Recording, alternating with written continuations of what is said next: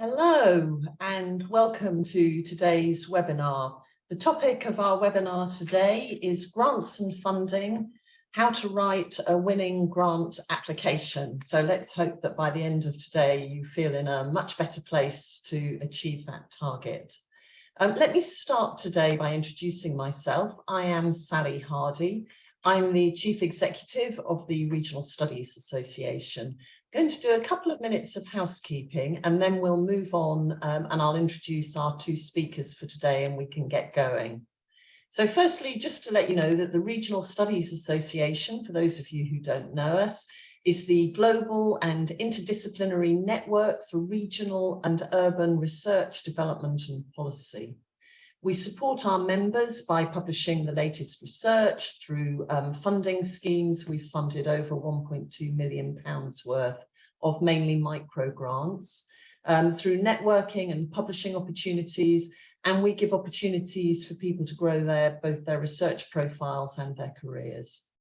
In response to the global pandemic, we put in place initiatives to support our members, including two new webinar series, one regions, cities and industry, and then secondly this one, which is the professional development series. We also run a series of webinars hosted by our international branches and sections. More details about all of our activities can be found on our website, but even better, if you go to your app store, you can download our membership and events app, which is called the RSA Hub. It's free to download, it's got a mine of information on it, and you will need it if you ever attend one of our events, as we've gone paperless now. So, general housekeeping, this webinar is being recorded. And it will be made available on the RSA Lounge after appropriate editing. Please put any questions that you have in the Q&A box on your screen and I'll find them and read them out to the speakers. And if you're tweeting about the seminar, please use the hashtag RSA webinar so that people can find us. Now, I'm pleased to introduce two superb speakers for today. The first is Heike. She's Professor of Economic Geography at the University of Bern in Switzerland. Her research focuses on local and regional economic development, and particularly on the dynamics of innovation, entrepreneurship, placemaking, and sustainability. Our second speaker is Dr. Davide Luca, who's Assistant Professor in Regional Economics and Policy at the University of Cambridge. So I think without further ado, we'll move on to our first speaker. So Heike, the floor is yours. Yeah, thank you, Sally. I will share my screen. I hope it works. We've tested it. Let's see, one, share. Yeah, thank you for giving me the opportunity to talk about how to win research grants. And what I will do today is to give you some tips. In fact, these are my subjective 5 tips that I follow. And I will make a plea for better science, which I will explain later what this is.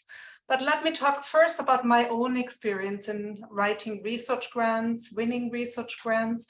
I have to tell you that I worked as a journalist in my prior life, and I enjoy writing a lot. I enjoy writing for audiences, imagining who my audience is, and this actually has served me quite well in writing research grants. I started writing grants in my assistant professor position, not before. I didn't write during my PhD. I never had a postdoc position, but I started only when I was an assistant professor. And I guess I counted that in the last 20 years, I wrote about 20 grant applications. And one rule of thumb I have is that I always have a proposal going on that I'm writing on. But of those 20 proposals, more than half were rejected. And I'm trying to recycle them. And this is also something I think that is very common when you write research grants. Actually, many of them are rejected and don't make it through the review process, but never give up and sort of submit them again. And another point, I've been also on the other side of reviewing grants, especially for the Swiss National Science Foundation, but also for other grant funding agencies. And what I've learned there as a reviewer is that grant writing is really a different style of writing than, let's say, writing a book or a paper. It's like convincing your child to eat broccoli, like this picture. Sorry, I have to say something else. The broccoli comes later, but reviewing actually is like the woman here in the bookstore. As a reviewer, typically you review 10 to 15 proposals at a time. You do it under time pressure. You have certain kind of boxes on a website for the agency to submit your evaluation. And you have to be convinced about the research idea from the very first page. You have to buy the idea in the very beginning of the proposal as a reviewer. So grant writing is a very different kind of writing. It's actually what I said before, it's like convincing a child to eat broccoli. It's persuasive writing. You must convince the audience, which in the case of a grant is the reviewer. So that makes for a very different kind of writing. It also gives freedom because you can write in a more speculative way. So let me turn to my 5 tips. The 5 tips are more around how you sort of, not so much how you write a little bit, but more around this persuasive writing, convincing an audience. And the first tip I have is really an important one to me. It's engaging in storytelling. Thinking about who the audience is, who the reviewers are. This depends very much on which funding line you apply for, whether it's a private foundation, whether it's a small grant from an association like RSA, or whether it's a large EU-funded proposal. It's different audiences. And for that, you need a clear focus from the very beginning. You also need to tailor your writing style to the audience. And as I said, grant writing has a lot of freedom. I really enjoy that. You can be more speculative. You can sort of propose ideas, but these ideas have to be convincing. And there are a couple of techniques that could help you. And one technique I found is the Compass message box. Compass is a funding agency from the West Coast in the US, and they use this message box, which you see here, as a way to structure your idea. What is the problem? Why should we care about the problem? What are the solutions and what are the benefits? So thinking about your idea in a storytelling way can help you with your grant writing and making a really persuasive proposal. The second tip I have is to really study successful grant proposals, and don't be shy to ask people for their grant proposals that were funded or even not funded, but getting an idea of how they are structured, what makes a good proposal. So I would always suggest, and I would be always happy to share my proposals and to ask other colleagues whether they would share the proposal. Then also study the funding agency websites or databases to find out what kind of research they're funding. Research past recipients. There's one tool which I found interesting. It's more on the natural science, medical science side. It's a tool, a website where you can upload actually grant proposals. It's the opengrants.org website. This is a way to look into other proposals, how they were written. Or in my case, for the Swiss National Science Foundation, we have a very good database where we find all the abstracts of the funded research of the past. So studying successful grant proposals would be a very important task that I would suggest helps.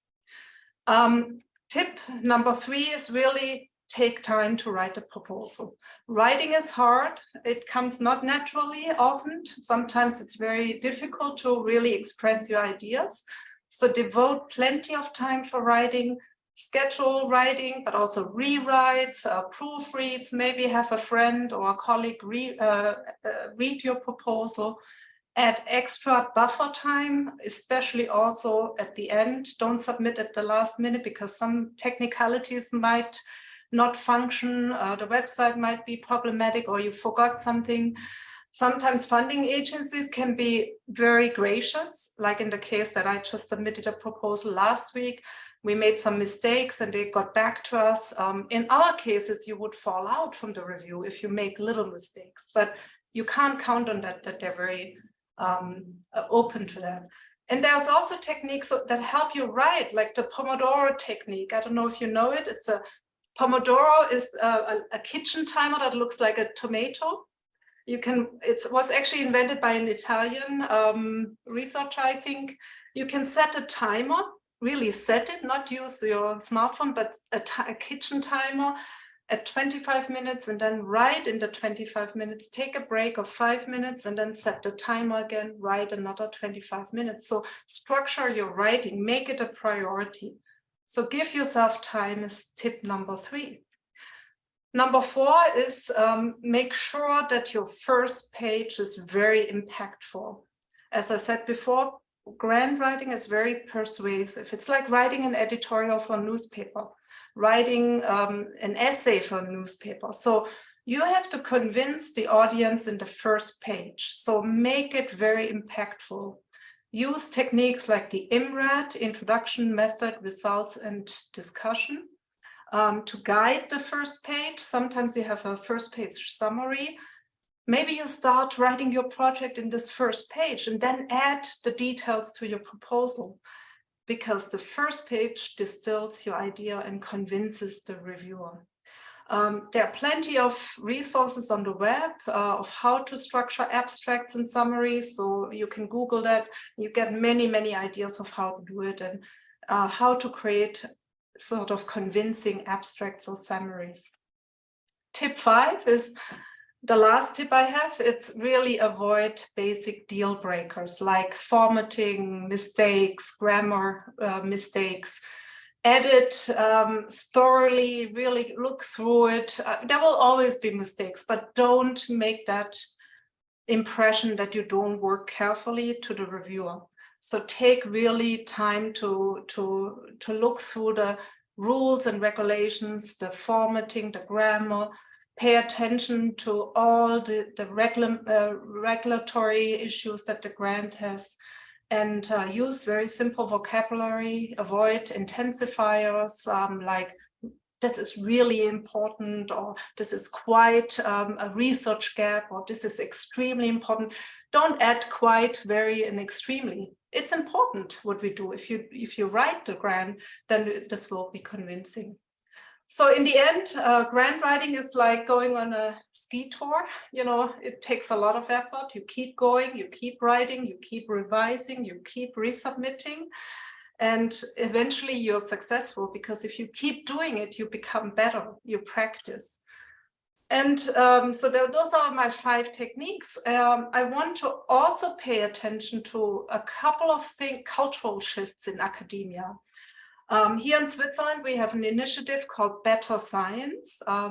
Better Science is an initiative to rethink academic culture towards more sustainability, diversity, and equal opportunities. We have calls for action, and this is just one initiative that's happening, but you probably have heard also of the DORA declaration, where we call on reviewers to not pay attention so much to number of citations or ranking of journals, but to impact of our work and how qualitative our work is.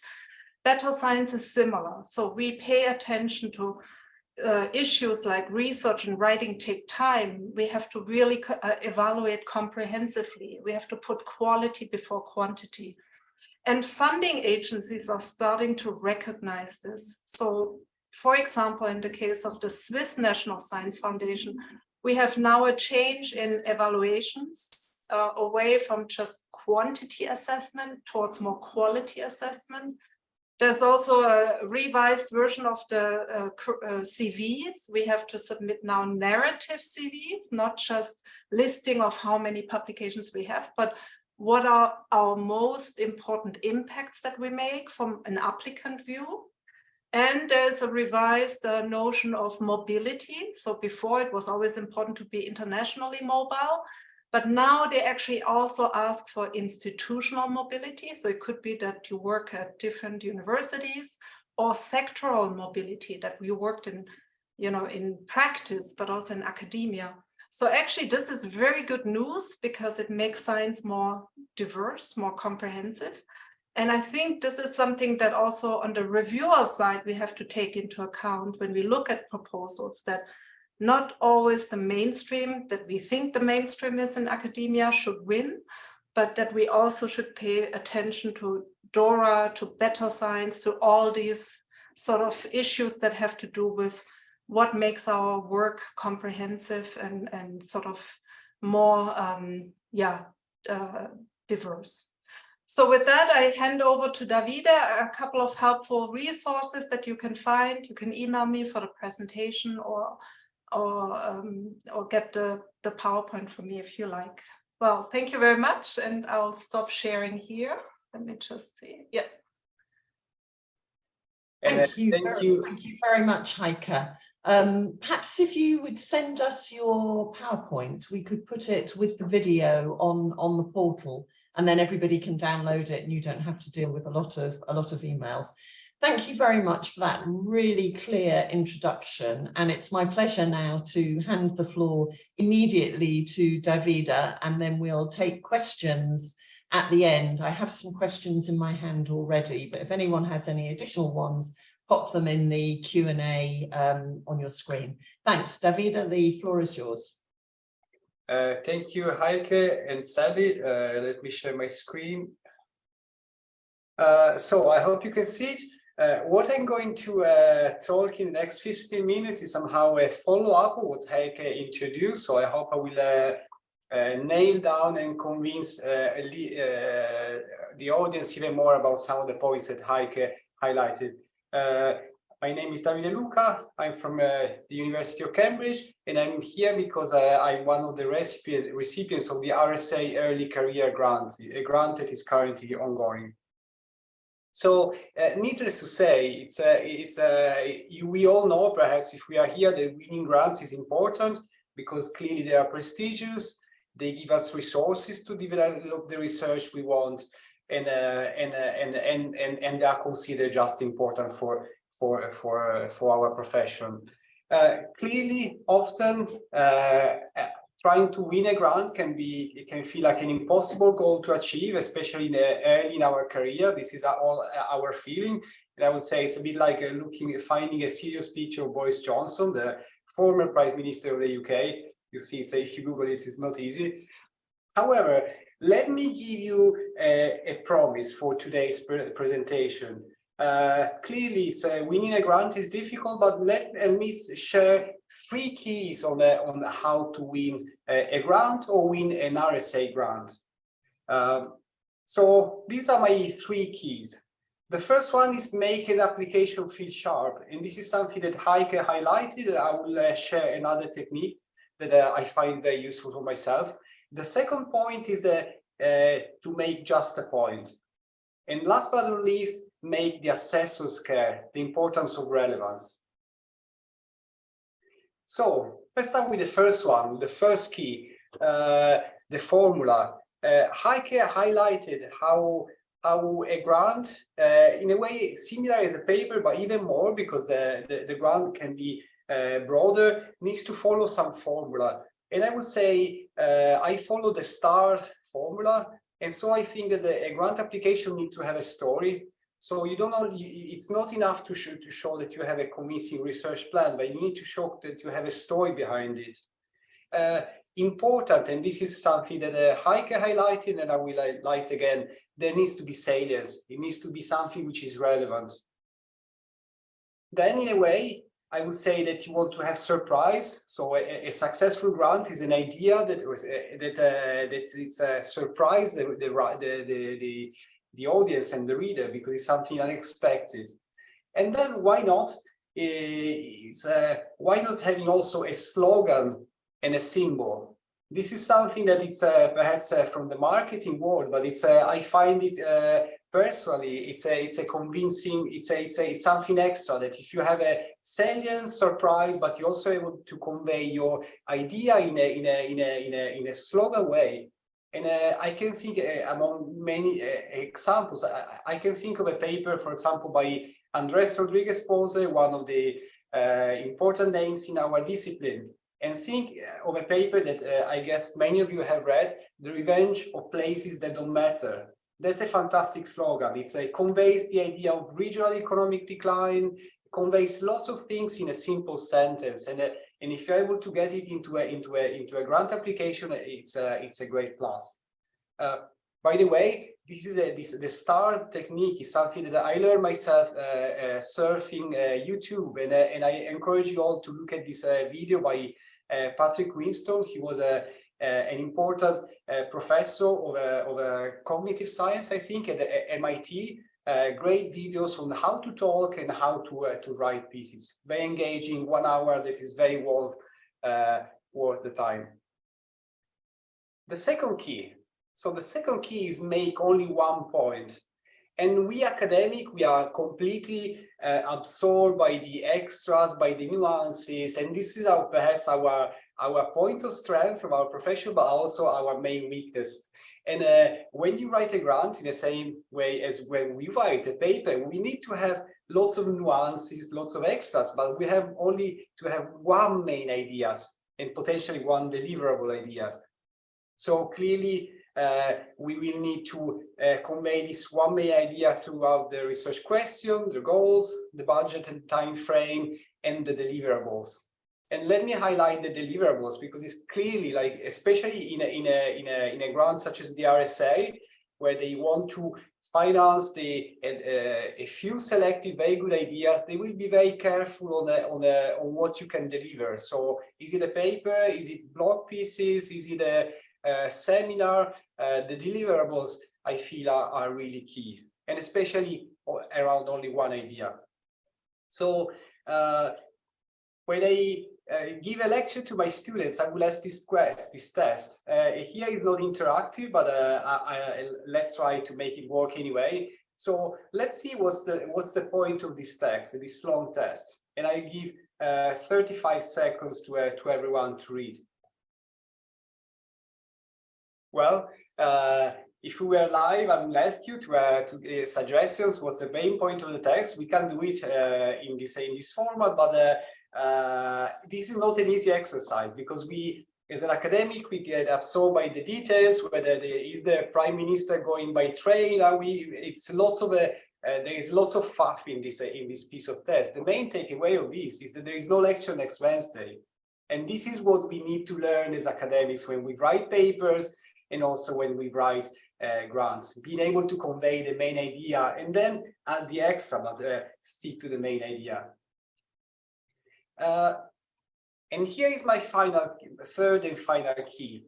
This is something that Heike highlighted already, but the importance, I want to stress it once more, the importance of making readers and RSA founder readers care about your idea. Again, as academics, we tend to have a bias towards writing projects or writing papers because we are obsessed about filling knowledge gaps. I'm sure many of you, myself included, we've started writing papers, say, well, there is a gap in this topic, and this is why I'm writing the paper, or this is why I'm writing this research grant. But it's a wrong way of tackling the question, because it assumes that it doesn't take the readers into account. It assumes a sort of horizontal way of writing, while instead we need to move towards a vertical way of writing, where we take the readers into consideration and think about, is what I'm writing, my project, my paper, my research proposal, valuable to the readers? And this is the way really to tackle a big research question. So questions that you can ask yourself is, will the project valuable in the eyes of the RSA readers? Is this addressing a big question? And if so, is a question that is relevant to the readership of the RSA? Is it a policy question? Is it any sort of question, but will it be relevant for them? This is a technique that I just discovered recently preparing a grant with a colleague, and I think I want to share it just to test whether your project will be valuable to readers. A suggestion that I learned myself very recently, actually last month, is to prove it. And so this colleague will preparing a grant, will start writing to more senior academics, and will ask them some feedback about the research idea. And then actually he put this feedback with quotes, as you see in this slide, into the research proposal. So he will say, well, this is an important research idea, and I'm gonna show you that this is important because I asked some key people, some key academics in the discipline, and this is what they say. And I find it's a very powerful way of showing that your idea is relevant. Let me conclude with something that Heike highlighted, and again, I want to highlight again the importance of right application in advance. This is not only because there might be glitches in the application portal, or you might find mistakes, grammar mistakes, but because often when we write things, papers, proposals, etc., we get very absorbed in our discipline, in our own view, and instead it's something that I'm learning myself, the importance of having someone outside of your discipline, outside of your small niche to read it. So I would suggest ask your boss to read your proposal, but ask also your grant officers who are not expert in your discipline, ask your grandma, your neighbors, whoever, everyone you can find on the street. So stalk everyone who is not within your discipline to give you feedback. And so that it's the research idea is really hitting at people outside of your expert area. With this, I conclude, and looking forward to any question that there might be from the audience. Oh, thank you very much, Davide. That was great. It does occur to me, friends, listening to your and seeing your slides, that the next presentations we should get you to do are on how to do a good presentation. That was really, really interesting. Thank you. Before I worked at the Regional Studies Association, which I think we can all agree was at least 300 years ago, I briefly worked for 3 years at the Economic and Social Research Council, which is the main UK government-funded research funder. There I learned a great deal about how to run grant schemes, how to evaluate the projects and so on. And that, combined with the grant giving that we give at the associations, taught me 4 things. So the first is follow the rules. You've both mentioned it, nobody will fund outside the rules of the scheme. So it's a complete waste of time to write an application that stretches the rules of the scheme. The second, you've both said as well, be specific. Don't promise the world for a small grant. The third is don't waffle, because as you've said, the people who are making the decisions on the grants may not be experts in your area, so use clear English. And then the fourth, and this leads to my first question to you, is get the numbers right. So it's my experience of doing these presentations over a period of over 30 years. Everybody concentrates on the narrative part of the grant. So perhaps I can put it first to you, Heike. What is your advice to colleagues in the room about getting the finances right on a grant application? Yeah, that's also an important point. From the perspective of a reviewer, I also look at the budget, and I look at whether the budget makes sense in relation to the ideas, to the proposal, to the feasibility of the project. So there has to be congruency between the budget and let's say that the research design. And then secondly, what I observed, at least in the Swiss context, probably also in the European context, the budgets have changed a bit in terms of justifications. So now we have to really justify every budget item and how it relates to the proposal.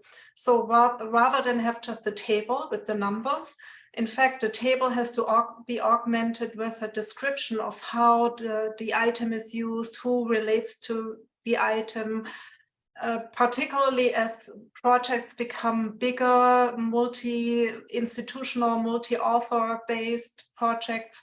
There has to be a very clear accountability for the budget item. That has changed, at least in our national context, but I would assume also in other national contexts. So numbers are important, and especially the congruency, because cutting is a real, there is the possibility of cutting a budget, of just also in our context, we have declining success rates, and with declining success rates, only 1 or 2 negative points will make your proposal fall out of the bucket of excellent projects, and budget can be one that is a sort of a negative mark. And as funding becomes tighter and the success rates lower, then you don't want to have this negative mark, because the negative mark is always when you have these 50 projects in the review panel, it's always an easy way to get proposals out. Yeah, I totally agree with that. Davide.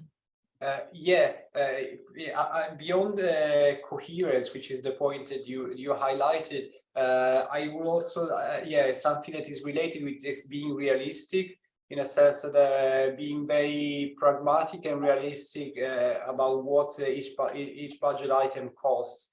And my personal advice being focus on the idea and always missing the numbers. I find it very useful to get help from the university financial office and in the grant office, and people who are really, whose job is to look into these details, and always they come back and say, hey, Davide, you missed the numbers, here is not coherent, and we go back to the importance of having external views on the grant application.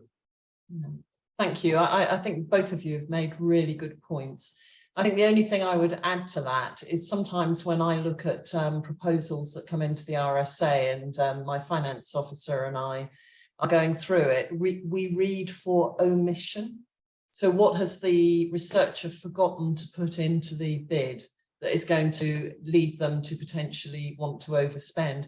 And it is really surprising how often we find things that they should have costed in because they're in the narrative proposal, but they've not made it onto the finances page. So that's something to look out for. Read your narrative proposal and then just tick the items off as you go down the budget. And a follow-up question I have, and it's something really that Davide drew out more clearly, but I'd like you both to have a go at it, but let's let Davide go first, is I was really attracted to the idea of selling to the referees and the funder the notion of the deliverables that will come from the grant, and particularly the fact that deliverables don't have to just be, I will write 3 academic papers that I will publish in a journal. Perhaps you'd like to say a bit more about dissemination strategies and grant proposals. Clearly we probably we know that there is an increased awareness across granting bodies of the importance of dissemination beyond academic papers, and yeah, absolutely. So it's in any research proposal we definitely want to stress who is the wider audience beyond the papers, which let's be honest, very few people will read.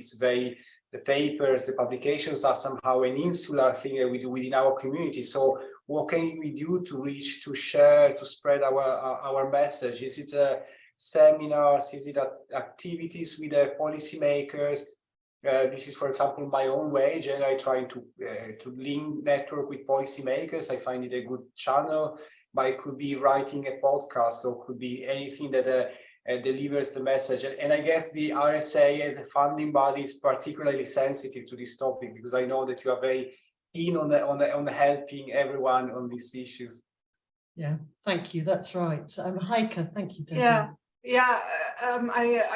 I confirm what Davide said. It's really important. I would also highlight that coming from a German-speaking context, I find it also important to translate our research into our own languages and into policy communities of those languages.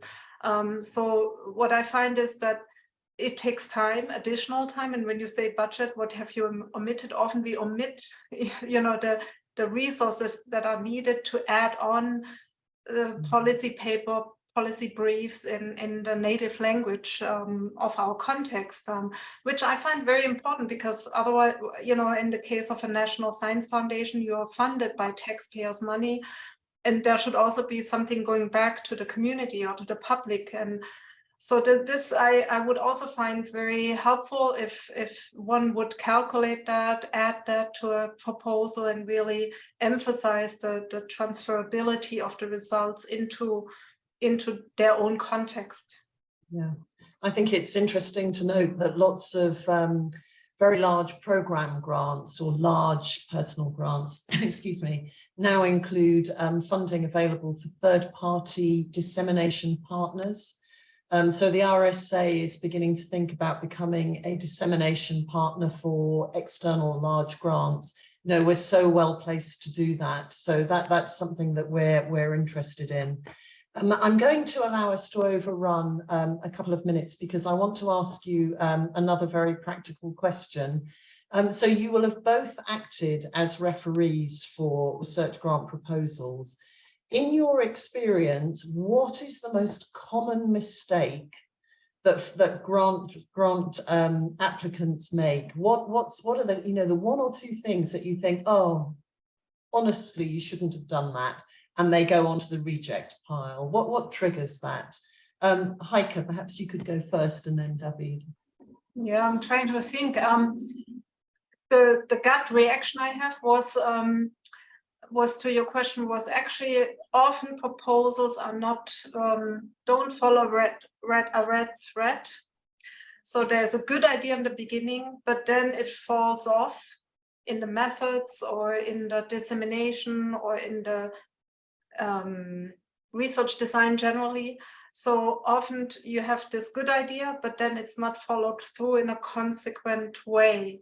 And that's often a negative, or, you know, that's highlighted because the reader sees that. That's the quick reaction I have. Often what I get as comments, sometimes it's to be more specific on methods. That's also something that's often missing. So if you do interviews, what kind of interviews, with whom, how would you analyze, what would you ask? There's a trade-off in terms of details too much and using the length, but somehow thinking of an innovative way to, in a short space, to operationalize your methods to a degree that the reviewer is satisfied, because that's often a question or negative that reviewers highlight, that it's not specific enough. Well, that's an interesting challenge for all of us, actually. Davide. Yeah, if I could, somehow my feeling is that the lack of a big idea, so moving from the specific research question to the bigger puzzle. And I had a colleague in one of the postdocs I did in the past, and I had this colleague who was fantastic in always grilling everyone in a presentation. And would ask, okay, but so what's the puzzle? Why do I care? And it's the so what question, clearly. And this is really important. Like, we have our specific research question driving our paper, our grant applications, but how does this relate to something which is useful and relevant and a timely big question? And to me, this is really a key point. Clearly, then this research question, this big question, needs to be translated into a realistic, coherent budget and methods, etc. But yeah, that would be my main highlight. Well, thank you very much. From the perspective of the Regional Studies Association, the most common reason that people are set aside is because they don't follow the rules of the grant. And sometimes people even say, although you don't say that this is possible, or even though you say this isn't possible, and you don't read further than that, you just reject it. You must read the rules and you must follow the rules. No funder can fund things outside the rules, because all funders are audited by external third-party auditors. We have to follow our own rules in order to be fair and equitable. So don't ask funders to step out of the rules. That would be my really top tip. Before closing, I just want to pick up one point that Heike made that I've heard her make before, which is about the Better Science programme. And I really do urge colleagues to take a look at that and to let those principles guide the way in which you conduct your affairs. And for the Regional Studies Association, we've also looked at those principles. So, for example, on quite a few of our different grant schemes, you will see applicants must apply with an early career researcher. So we're trying to do this mentoring, even though our grants are absolutely minute by comparison with major funding bodies. We're doing what we can. We often insist that our grants have a broad reach across territories, and that people from those territories are reflected in the research team. And that's another way of increasing the kind of mentoring and capacity growing work that we're trying to do as a learned society. So I am going to now draw this webinar to a close. It's the last webinar of the year, and I'm really, really delighted that we've gone out with a bang. So more than 100 people signed up and more than 50 people attended. We reckon on 50% on the day. And what we know is that very, very surprising numbers of people will subsequently download and watch the videos afterwards. So that has been something that we've found as the months have gone on since the beginning of webinars at the beginning of COVID-19. So if you've signed up and you're with us, thank you for being with us. Thank you for putting your questions to me. That's been very much appreciated. Thank you very much for your activity and your engagement during the year. I would really like to thank both our excellent speakers. I can tell you that we launch again in this series on the 1st of February, and we invite Heike back to talk to us about working with policymakers from an academic's perspective. I will certainly be tuning into that as the amount of policy engagement we do grows and grows. So it's really great to see it from both sides. So thank you for joining us. Thank you to our speakers. Enjoy the rest of your day, and I hope that you found this session useful. Goodbye.